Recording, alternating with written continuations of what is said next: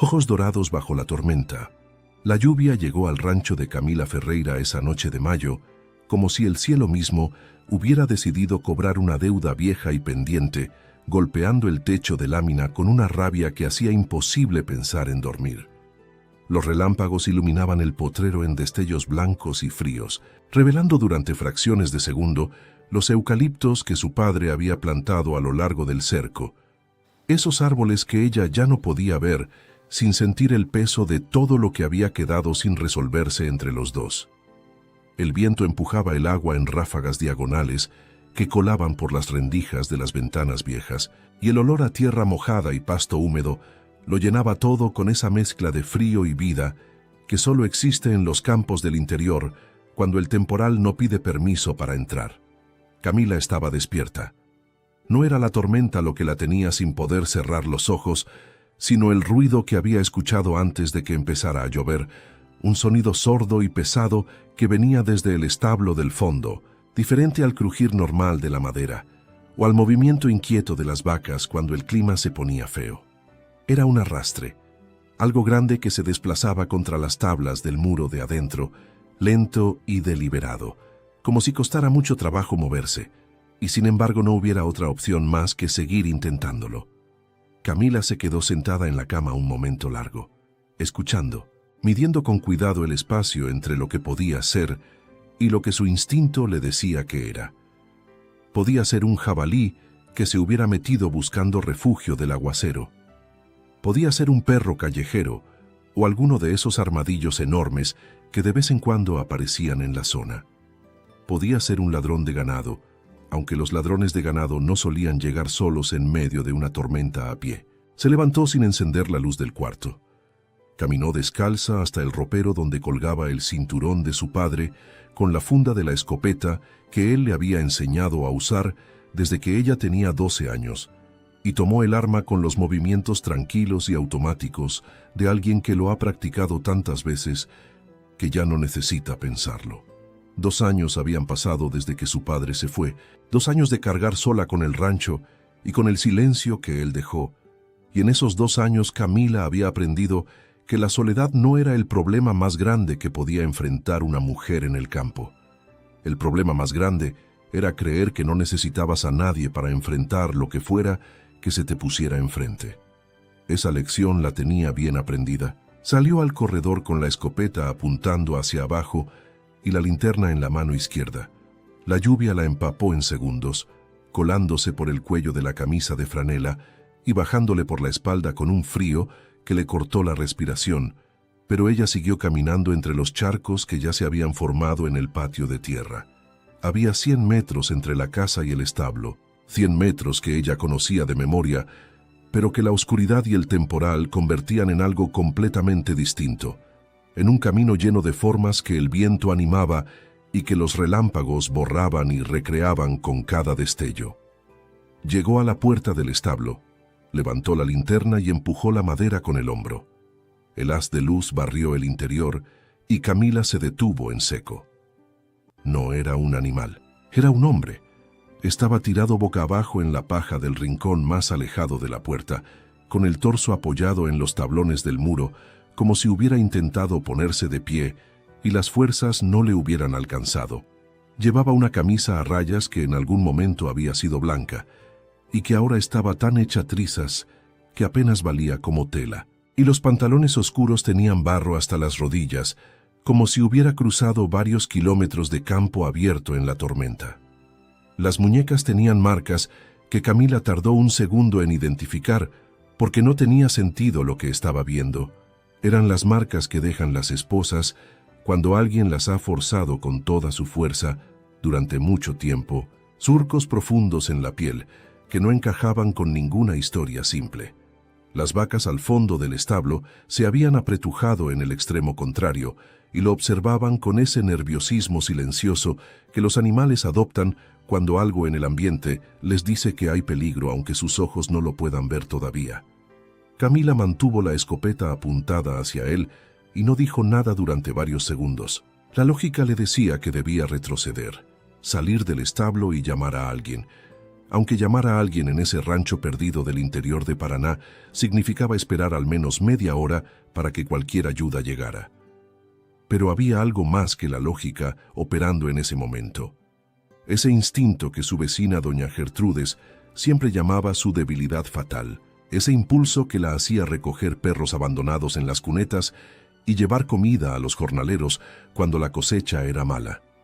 No era ingenuidad, era algo más parecido a una convicción antigua, la creencia de que dejar a alguien sufrir cuando puedes hacer algo al respecto es una forma de traicionarte a ti misma. El hombre se movió, se giró lentamente y levantó la cabeza, y Camila vio su cara por primera vez bajo la luz de la linterna, un rostro de rasgos duros y precisos, marcado por el agotamiento y el dolor, con una mandíbula cuadrada y una expresión que no pedía nada, excepto, quizás, un momento más antes de que todo terminara. Pero lo que la detuvo no fue el rostro, fue lo que pasó en ese instante breve y casi imperceptible. Sus ojos se abrieron completamente, y en ellos brilló algo que no tenía nombre en la experiencia de Camila, un fulgor dorado y vivo que desapareció tan rápido como llegó, como si ella hubiera imaginado que por un segundo, en las pupilas de ese hombre, había vivido una llama que no era de este mundo. Él la miró con una claridad que no encajaba con el estado en que se encontraba su cuerpo, y dijo con una voz ronca y baja, cada palabra costándole un esfuerzo visible: «Por favor, no voy a hacerte nada, solo necesito una noche». Camila no bajó la escopeta, pero tampoco salió del establo. Camila Ferreira tenía 31 años, y la clase de vida que no le da tiempo a uno de preguntarse si está siendo feliz, porque siempre hay algo más urgente que atender. Era la única hija de Claudio Ferreira, que había trabajado esas tierras durante 40 años y que se había ido una mañana de marzo sin aviso previo.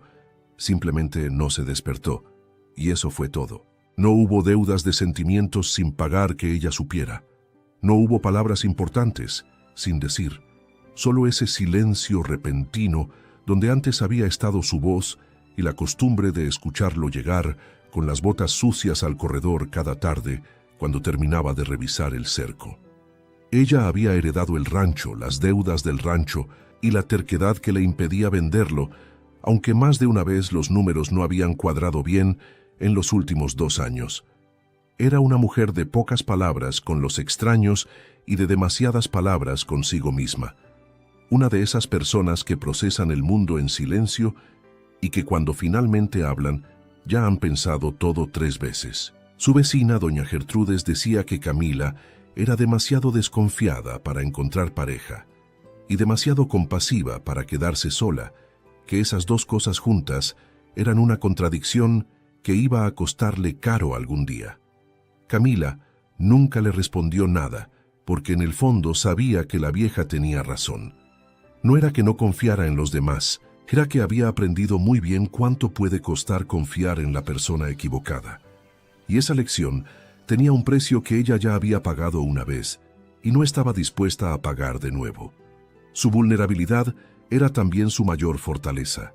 Esa incapacidad física y moral de voltear la cara cuando alguien necesitaba ayuda la había metido en problemas más de una vez, pero también le había enseñado que los instintos que vienen del estómago y no de la cabeza suelen acertar más seguido de lo que la lógica quiere admitir. Y esa noche, parada en el establo bajo la lluvia con una escopeta en las manos y un hombre misterioso tirado en la paja, su estómago le estaba diciendo algo muy claro: que ese hombre tenía miedo, y que el miedo que cargaba era mucho más viejo y más pesado que cualquier cosa que le hubiera pasado en esa tormenta. Tomó la decisión antes de que su cabeza terminara de evaluarla. Lo ayudó a entrar a la casa. Lo hizo con la escopeta todavía cerca, apoyada contra la pared de la cocina, mientras ella calentaba agua y buscaba el botiquín que guardaba en el cajón bajo el fregadero, y mientras lo hacía observaba con cuidado cada movimiento de él, cada gesto, tratando de leer en su lenguaje corporal alguna señal que le dijera que había cometido un error. Él se sentó en la silla que ella le indicó sin protestar, sin intentar tomar el control de ninguna situación, con esa docilidad particular de alguien que ha aprendido a rendirse ante las personas que deciden ayudarlo. porque insistir en la independencia cuando estás al límite de tus fuerzas es un lujo que no te puedes dar. Dijo que se llamaba Rafael Sousa, que había estado preso 3 años por un crimen que no había cometido, que había escapado porque entendió que las personas que lo habían metido al penal estaban también dentro del sistema que supuestamente debía juzgarlo con justicia. Camila limpió las marcas de sus muñecas sin hacer preguntas. Las heridas en el torso eran extrañas, más profundas y con una forma que no correspondía a ninguna pelea o accidente que ella pudiera imaginar, pero que cicatrizaban a una velocidad que también le pareció fuera de lo normal, aunque prefirió archivarlo en ese cajón mental donde guardaba las cosas que todavía no estaba lista para entender. Le dio ropa de su padre, una camisa de cuadros y unos pantalones de trabajo que le quedaban un poco cortos, pero que estaban limpios y secos, y lo instaló en el cuarto de los aperos, que tenía una cama de catre y una ventana chica que daba al patio. La patrulla llegó como a las 2 de la mañana, con las sirenas apagadas, pero los faros barriendo el camino de tierra que llevaba al rancho. Camila los vio llegar desde la ventana de su cuarto, y durante un segundo se quedó completamente quieta, midiendo lo que estaba a punto de hacer y las consecuencias de hacerlo. Luego salió al corredor, caminó hasta la puerta de enfrente y la abrió antes de que los policías bajaran siquiera del carro. Dijeron que buscaban a un fugitivo que había escapado del penal de seguridad de la región. Describieron a un hombre: altura, complexión, ropa. Camila los escuchó con la misma expresión tranquila con que escuchaba el parte del tiempo en la radio, y respondió que no había visto a nadie, que llevaba encerrada desde antes de que empezara la tormenta, y que en su rancho no había más que ella, sus vacas y 2 perros que dormían en el corredor. Los policías la miraron con esa mezcla de escepticismo y cansancio de los hombres que llevan horas bajo la lluvia buscando algo que no aparece. Revisaron con la linterna los alrededores inmediatos de la casa y se fueron sin bajar del camino de entrada. Cuando el ruido del motor se perdió en la oscuridad, Camila se quedó parada en el corredor, escuchando la lluvia que ya amainaba y pensando en lo que acababa de hacer. Había mentido a la policía por un hombre que no conocía. Había mentido con una naturalidad que la asustó porque no tuvo que esforzarse. Las palabras salieron solas, como si ese tipo de mentiras ya estuvieran ensayadas en alguna parte de ella que normalmente no usaba. Y lo más desconcertante era que no sentía arrepentimiento, solo la certeza tensa y viva de que había tomado la decisión correcta por razones que todavía no podía explicar del todo. Se fue a dormir sabiendo que al amanecer todo iba a complicarse más. Los días que siguieron tuvieron una calidad irreal, como si el temporal de la noche de su llegada hubiera instalado entre las horas normales del rancho una especie de paréntesis donde las reglas habituales no aplicaban del todo. Rafael se recuperó más rápido de lo que tendría sentido para alguien en su condición, y mientras se recuperaba ayudó con los trabajos del sitio con una disposición silenciosa que Camila no esperaba. Reparó un trozo del cerco norte que llevaba meses pidiéndole atención. Cargó sacos de maíz al almacén, limpió el canal de desagüe que las lluvias habían tapado. Lo hacía todo con una fuerza física que no correspondía a un hombre que 3 días antes apenas podía mantenerse sentado. Y eso era parte de la lista creciente de cosas que Camila guardaba en su cajón mental de preguntas sin respuesta. Pero lo que más la inquietaba no era la fuerza ni la velocidad de recuperación, ni siquiera las heridas extrañas. Era la manera en que él miraba el horizonte. Se detenía a veces en medio del trabajo, con las herramientas todavía en las manos, y fijaba la vista en algún punto del potrero o de los eucaliptos, con una expresión que ella no lograba descifrar completamente. Concentración y alerta, y algo más parecido a la escucha, como si en el viento hubiera frecuencias que solo él podía percibir. Y cuando se daba cuenta de que ella lo estaba observando, volvía al trabajo sin decir nada, con la misma serenidad de quien sabe perfectamente qué está haciendo y por qué. Hubo noches en que él desapareció. Camila lo notaba cuando se levantaba a las 3 de la madrugada para ir al baño, y la cama del cuarto de los aperos estaba vacía y ordenada. Regresaba antes del amanecer, con los zapatos llenos de lodo y los ojos con ese brillo dorado que se apagaba en cuanto entraba a la luz de la cocina. La respiración algo agitada como si hubiera corrido largo rato. Ella dejó de preguntarle, no porque no quisiera saber, sino porque había algo en esas ausencias nocturnas que sentía protegido por un silencio necesario, como si preguntarle fuera a obligarlo a poner en palabras algo que todavía no estaba listo para decirse en voz alta. La conversación verdadera llegó una tarde en que los dos estaban sentados en el corredor después de la cena, con una botella de caña entre los dos y el sonido de los grillos llenando el campo oscuro. Rafael habló primero, despacio y sin apartar la mirada del potrero, y le contó de la prisión, de los 3 años en que había aprendido a vivir dentro de los límites de lo que podía controlar y a aceptar lo que no podía. Le contó del crimen del que lo acusaron, daños a propiedad y lesiones en un pueblo del interior, daños que él sabía perfectamente quién había causado, aunque en ese entonces todavía no comprendía del todo la naturaleza de lo que cargaba. Le contó de los primeros meses después del ataque, cuando el hombre que lo había mordido en una zona rural desapareció sin dejar rastro, y él despertó días después en su casa sin poder explicar dónde había estado ni qué había hecho, con marcas en el cuerpo que no recordaba haberse hecho. Camila lo escuchó sin interrumpirlo. Cuando él terminó de hablar, el silencio entre los dos tuvo una densidad diferente, el tipo de silencio que viene después de que alguien te muestra algo que normalmente mantiene escondido, y los dos están esperando ver qué pasa con eso. Ella sirvió más caña en ambos vasos y preguntó con una voz tranquila, que no traicionaba lo mucho que le estaba costando mantener esa calma, si había alguien que lo estuviera buscando, además de la policía. Rafael la miró de frente por primera vez esa noche y respondió que sí, y que esas personas eran mucho más peligrosas que cualquier patrulla del Estado. Ese fue el momento en que Camila entendió que lo que había empezado como una noche de tormenta y una decisión tomada desde el estómago, se había convertido en algo que no tenía nombre sencillo, pero que tampoco tenía reversa. En los días siguientes ella observó detalles que antes había dejado pasar. La forma en que los animales respondían a Rafael con una especie de respeto nervioso que normalmente reservaban para los perros grandes o para los ruidos que venían del monte. La manera en que él podía escuchar una conversación desde el otro lado del rancho si ponía atención. La cicatrización de las heridas que en una semana habían desaparecido casi por completo, cuando tendría que haber tardado meses.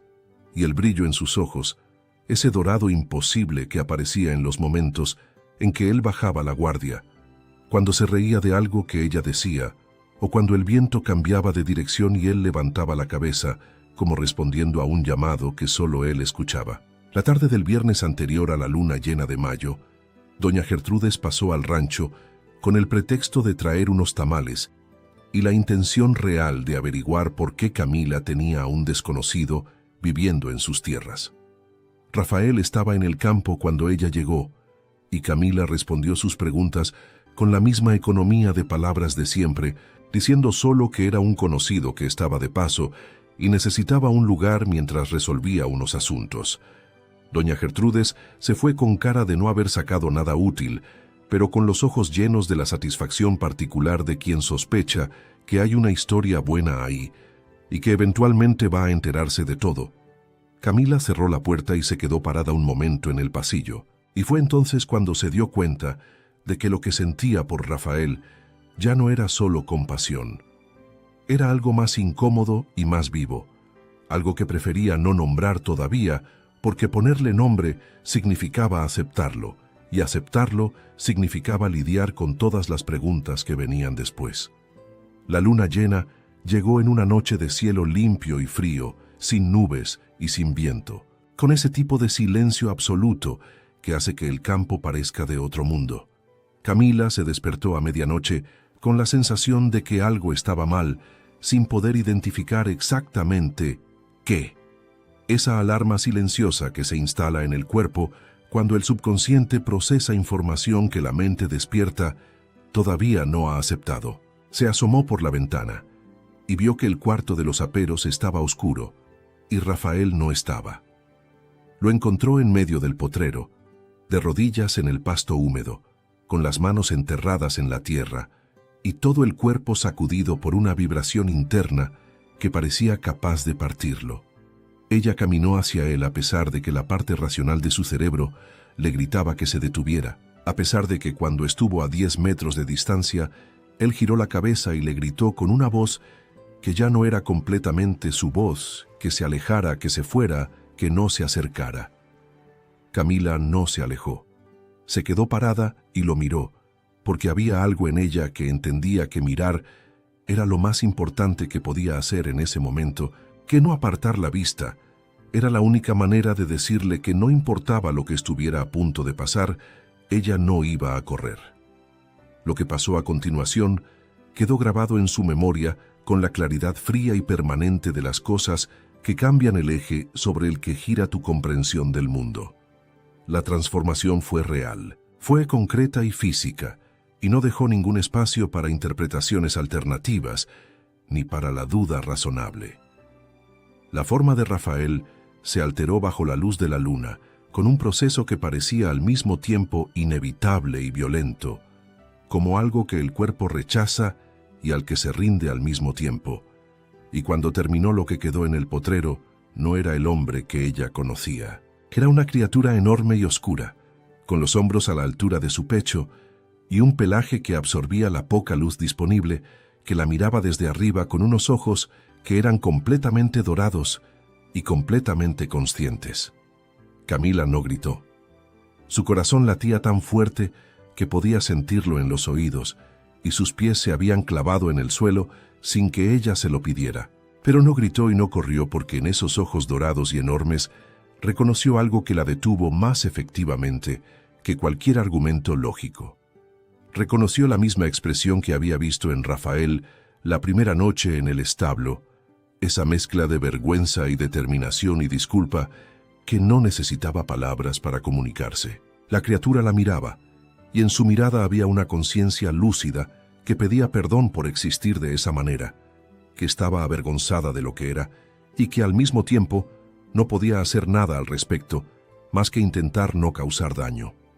El lobizón circuló alrededor de ella en semicírculos lentos, olfateando el aire con una concentración absoluta, y Camila tuvo el pensamiento extraño y completamente inapropiado para las circunstancias de que lo que estaba viendo era básicamente a Rafael siendo cauteloso con ella, de la misma manera en que él siempre era cauteloso, esa contención habitual que ella había interpretado como timidez y que ahora entendía que era algo mucho más costoso y mucho más deliberado.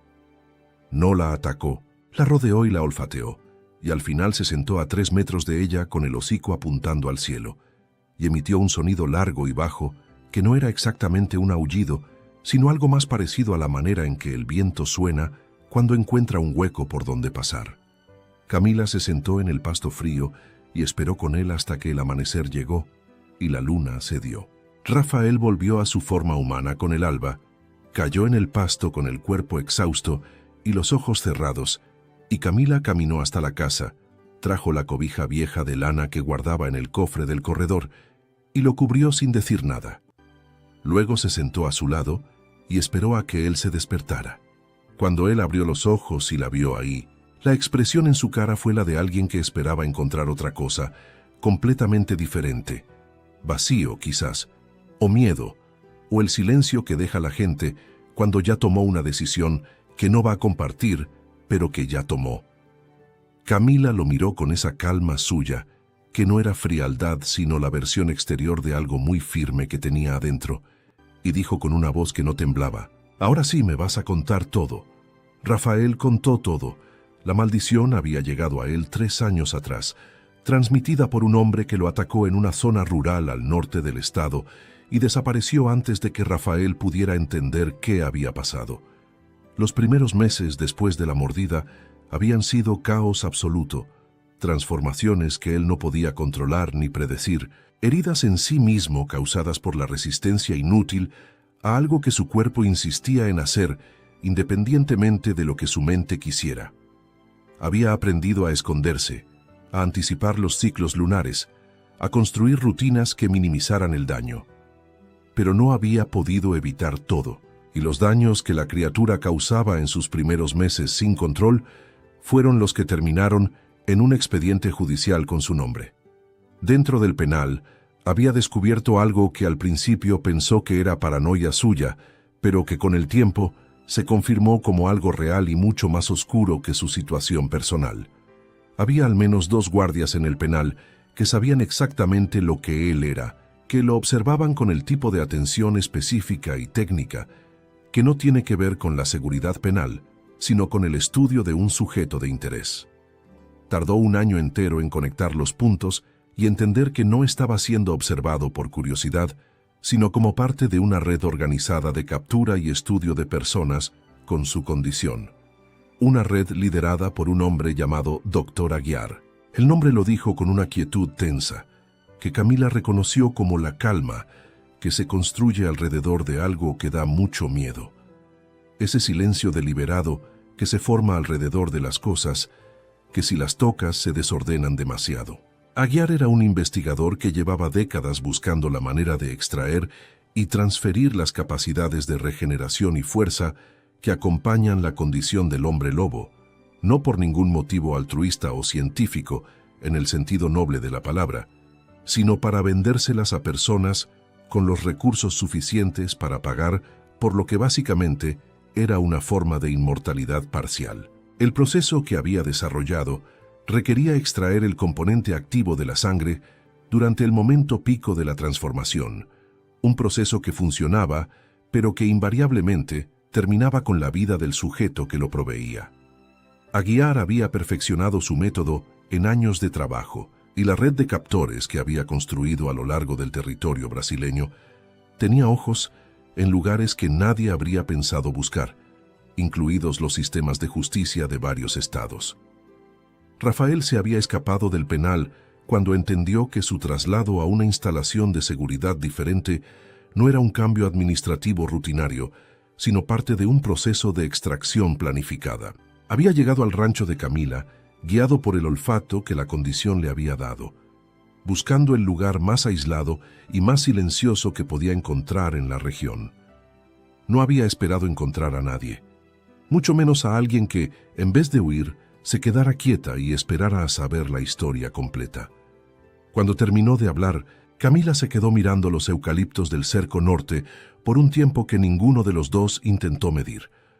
Luego preguntó con una precisión que él claramente no esperaba si los policías que habían venido la noche de la tormenta trabajaban para Aguiar o para el Estado.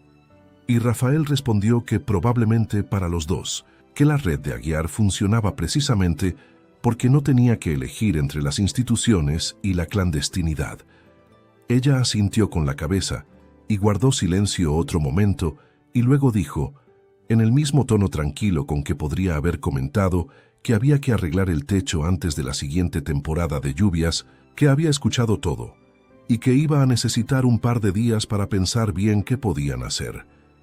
Rafael la miró con una expresión que mezcle alivio y algo más parecido al desconcierto de alguien que lleva tanto tiempo esperando que todo se derrumbe, que cuando algo no se derrumba no sabe muy bien cómo interpretar eso.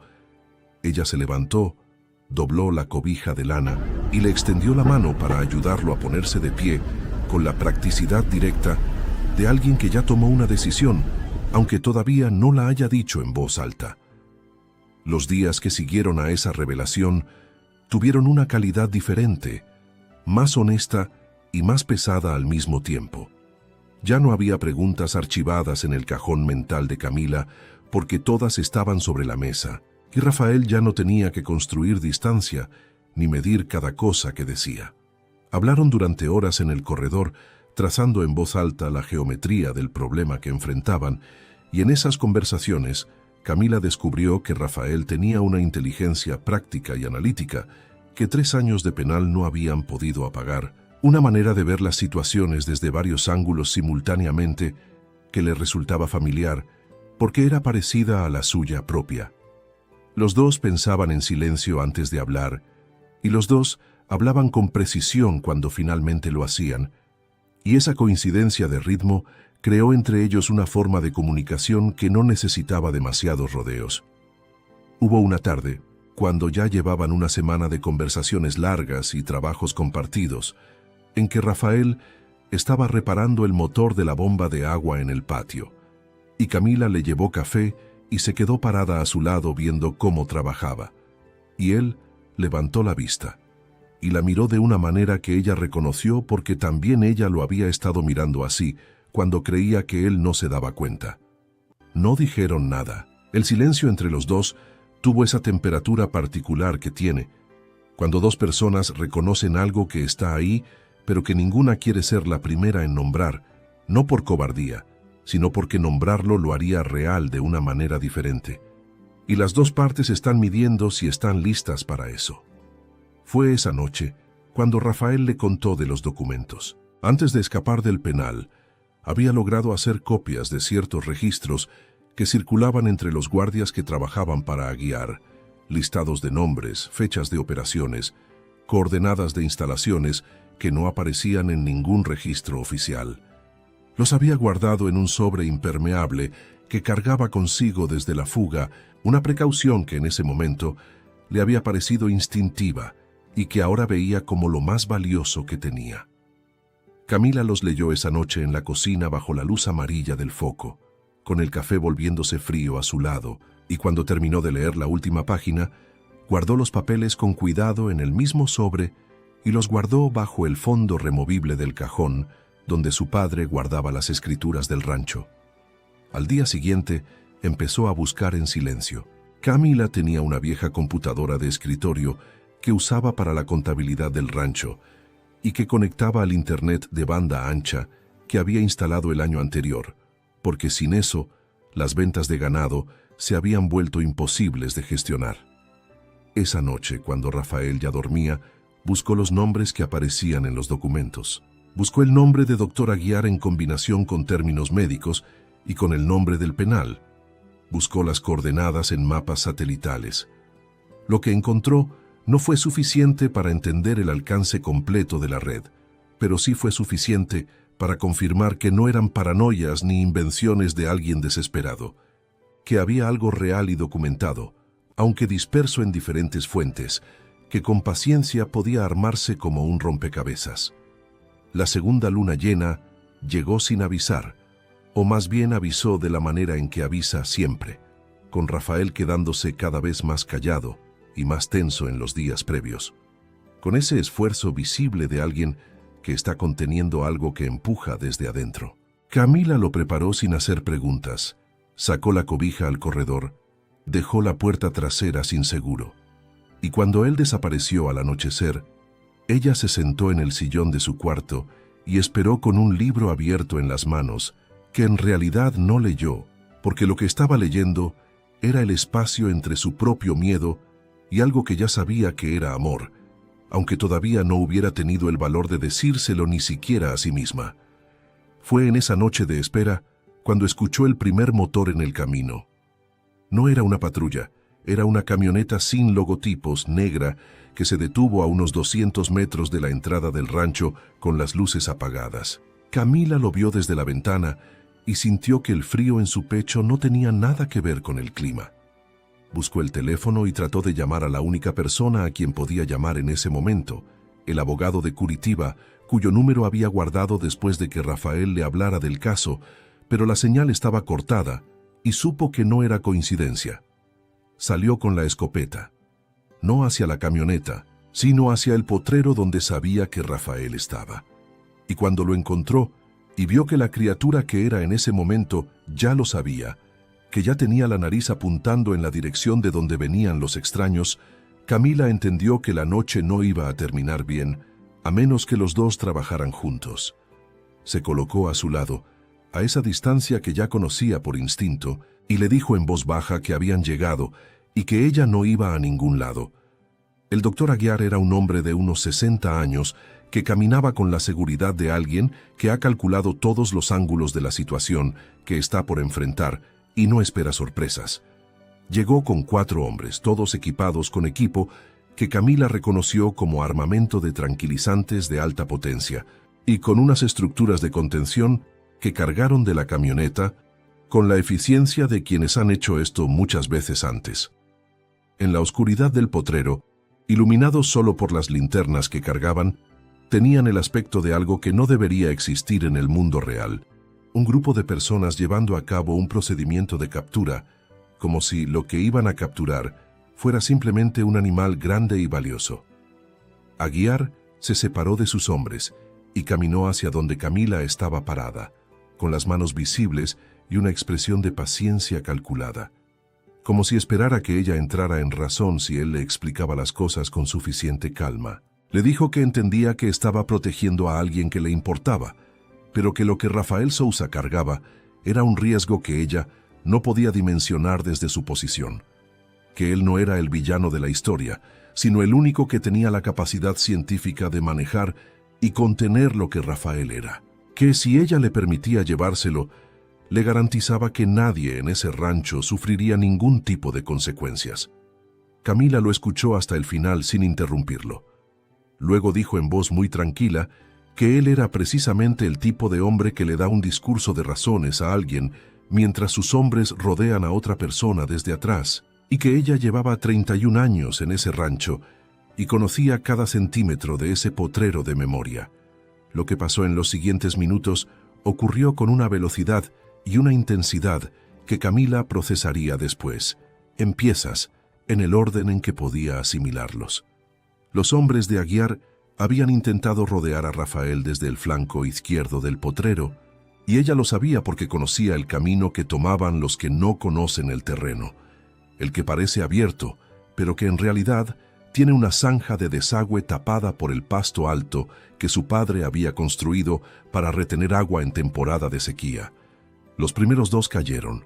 El tercero encontró el sistema eléctrico del establo, esas conexiones viejas y precarias que ella sabía exactamente cómo activar desde el interruptor externo que quedaba a sus espaldas, y el circuito sobrecargado los dejó sin equipo de comunicación. Rafael luchaba contra los otros dos con la ferocidad de una criatura que tiene conciencia plena de lo que está en juego, y aunque los hombres de Aguiar estaban bien entrenados y su equipo era sofisticado, no estaban preparados para un adversario que conoce sus propias capacidades y las usa con inteligencia y no solo con fuerza. Pero el cuarto hombre había logrado posicionarse detrás de Camila con el dardo tranquilizante ya cargado, y cuando ella lo escuchó y giró, ya era demasiado tarde para esquivarlo. Lo que pasó en ese instante fue la cosa más extraña y más definitiva de toda la noche. Rafael, en plena transformación, en el momento de mayor intensidad de todo el enfrentamiento, se interpuso entre Camila y el dardo. No lo calculó, no lo pensó. Lo hizo con la inmediatez absoluta de los actos que vienen de lo más profundo de lo que uno es, cuando no hay tiempo para ninguna consideración racional y el cuerpo actúa desde un lugar que está debajo de los miedos y encima de los instintos. El dardo lo alcanzó a él en el hombro derecho, y él cayó al suelo de rodillas, la criatura enorme y poderosa, reduciéndose ante el efecto del tranquilizante, con una lentitud que a Camila le pareció lo más triste que había visto en su vida. Ella se paró frente a Aguiar con la escopeta en las manos y lo miró a los ojos. El hombre calculó rápidamente, vio a sus hombres neutralizados, vio su operación desmantelada, vio a la mujer parada en el centro de todo, con una serenidad que no tenía nada que ver con la ingenuidad, y escuchó sus palabras, que podía irse en ese momento o quedarse y descubrir lo que una mujer sin nada que perder y con toda la razón del mundo era capaz de hacer. Aguiar se fue, no porque tuviera miedo de la escopeta, sino porque en esa mirada gris y tranquila leyó algo que en toda su carrera había aprendido a identificar cuando lo veía. La clase de convicción que no se negocia y que no tiene precio, y que hace que cualquier cálculo de costo-beneficio salga negativo. Rafael pasó 2 días entre el sueño y la conciencia, el tranquilizante trabajando en un organismo que lo metabolizaba más rápido de lo que haría en un humano normal, pero que aún así necesitaba tiempo para procesarlo. Camila no se alejó del cuarto de los aperos más de lo necesario para traerle agua y caldo caliente, y en esas horas de vigilia silenciosa hizo cosas que había decidido hacer sin consultarle a nadie, porque cuando tomas una decisión de ese tamaño, A veces es mejor actuar que discutirla. Preparó 2 copias del dossier que Rafael traía consigo y los envió por correo certificado a 2 periodistas de investigación cuyos trabajos había leído en Internet, investigadores que habían cubierto historias de corrupción institucional y que tenían la trayectoria suficiente para saber qué hacer con documentos comprometedores. También escribió un resumen detallado del caso de Rafael y lo envió al abogado de Curitiba con una nota que decía que el asunto era urgente y real, y que la firma de ella como testigo directa estaba disponible. Cuando Rafael despertó al segundo día, pálido y con los ojos todavía más oscuros de lo normal, encontró a Camila sentada en la silla junto a su cama, con el pelo recogido en un chongo despeinado y el rastro visible de no haber dormido suficiente en los últimos 2 días. Ella levantó la vista del libro que tenía en las manos y lo miró con esa expresión tranquila que él ya había aprendido a leer como la versión externa de algo muy firme que ella tenía adentro. Él intentó hablar y las palabras no salieron bien al principio, todavía confusas por el tranquilizante y por todo lo que necesitaba decir, y no sabía cómo ordenar. Ella levantó una mano en un gesto corto que quería decir que no tenía que decir nada todavía. Él insistió de todas formas. Dijo que lo que ella había hecho, que lo que había arriesgado, que él no tenía manera de... Y se detuvo porque las palabras eran insuficientes y los 2 lo sabían. Camila lo escuchó hasta que él se detuvo y luego dijo con la misma voz directa con que tomaba todas sus decisiones importantes, que no había hecho nada que no fuera obvio desde su perspectiva y que lo que él cargaba no lo hacía peligroso para ella, sino para las personas que querían usarlo, y que esas eran 2 cosas completamente distintas que no iba a confundir. Rafael la miró durante un momento largo sin decir nada, y en sus ojos, que habían vuelto a ser castaños bajo la luz del mediodía, había algo que ella reconoció sin necesidad de que él lo dijera, porque era lo mismo que ella cargaba desde hace días sin nombrarlo. Él extendió la mano y ella la tomó sin hesitar, y el contacto fue sencillo y definitivo, la clase de gesto que no necesita explicación porque lleva adentro todo lo que no cabe en las palabras. La investigación periodística abrió el caso de Rafael 4 meses después. Las 2 reporteras a quienes Camila había enviado los documentos tardaron ese tiempo en corroborar, triangular y documentar suficientemente la información como para publicarla. Pero cuando lo hicieron, fue con la contundencia de algo que había estado construyéndose durante años en las sombras y que al salir a la luz resultó más grande de lo que nadie había anticipado. El nombre del doctor Aguiar apareció primero en los medios digitales y luego en los impresos, ligado a una red de capturas en 4 estados que involucraba a personal de instituciones penitenciarias, personal médico y un sistema de financiamiento que venía de fuentes privadas imposibles de rastrear hasta que los documentos de Rafael los volvieron visibles. El proceso legal para limpiar el nombre de Rafael fue más complicado de lo que el abogado de Curitiba había anticipado, no porque la inocencia fuera difícil de demostrar, sino porque el caso abrió un precedente jurídico sin antecedentes en el sistema legal brasileño, la primera vez que un tribunal tenía que evaluar evidencia y determinar responsabilidades en un caso que involucraba a una persona con una condición que oficialmente el Estado todavía no sabía cómo clasificar. El abogado lo llamó el caso más interesante de su carrera, y Camila le respondió que ella habría preferido uno más aburrido. El proceso tomó 6 meses.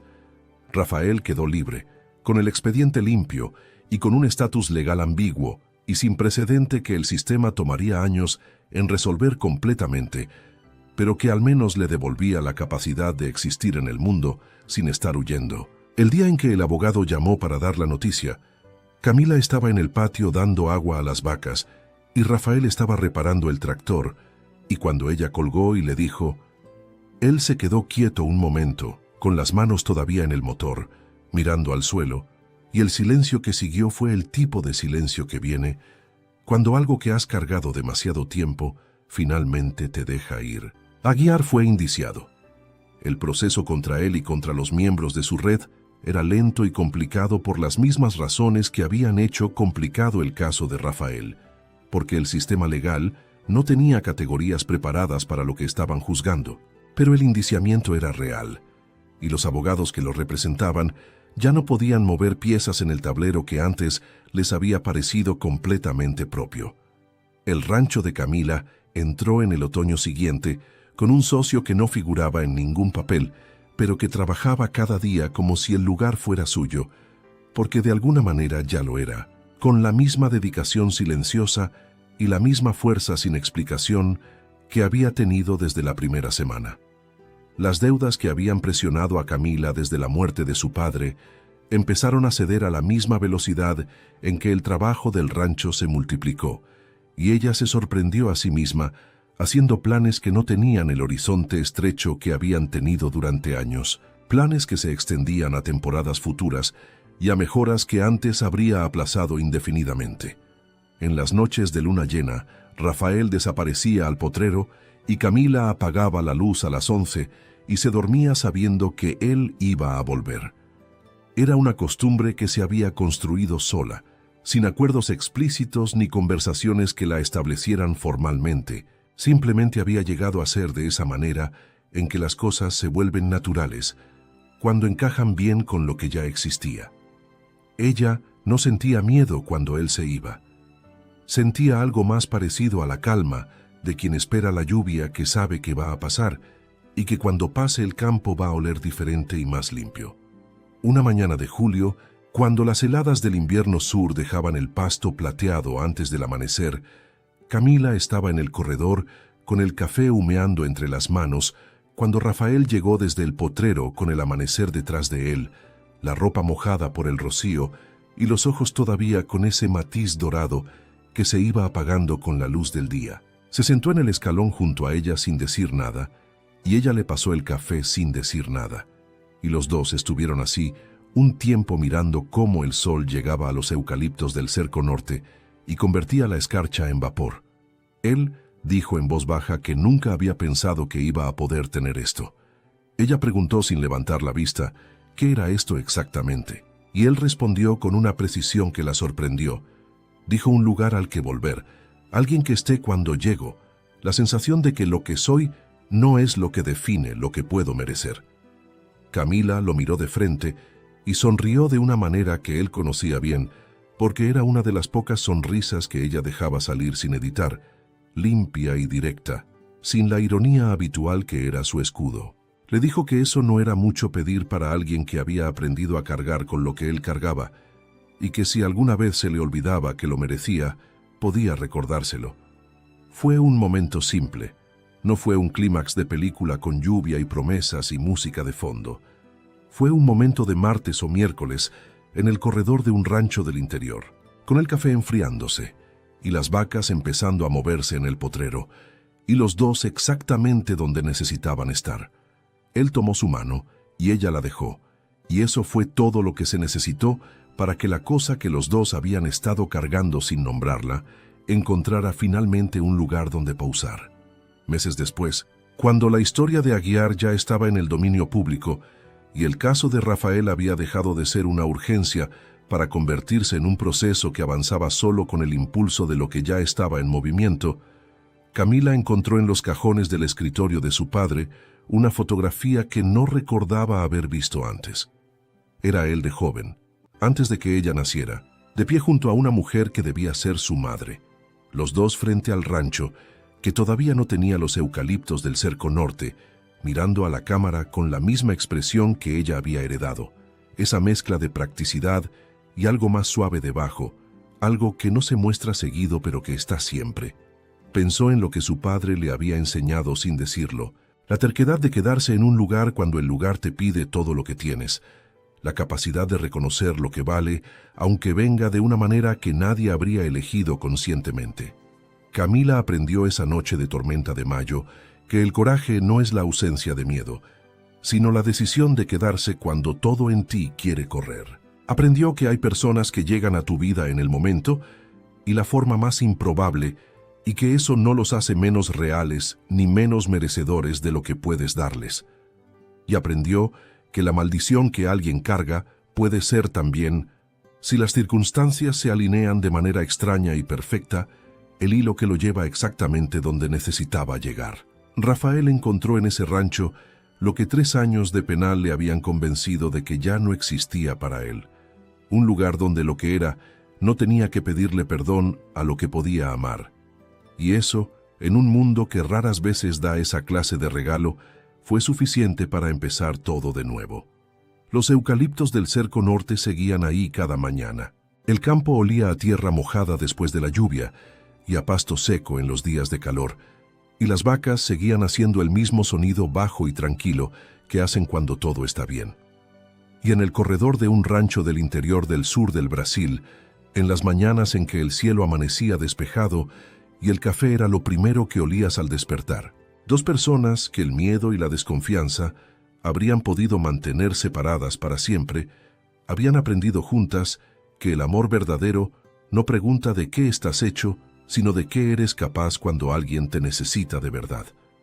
¿Tú crees que hay personas que llegan a nuestra vida precisamente cuando más las necesitamos, aunque vengan de la manera más inesperada posible? Si esta historia te llegó al corazón, no olvides darle like al video y suscribirte al canal para no perderte ninguna historia nueva.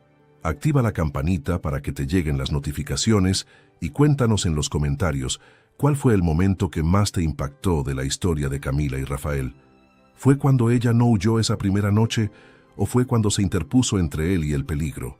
Comparte este video con alguien a quien le gusten las historias que combinan misterio y romance y que te dejan pensando mucho después de que terminan.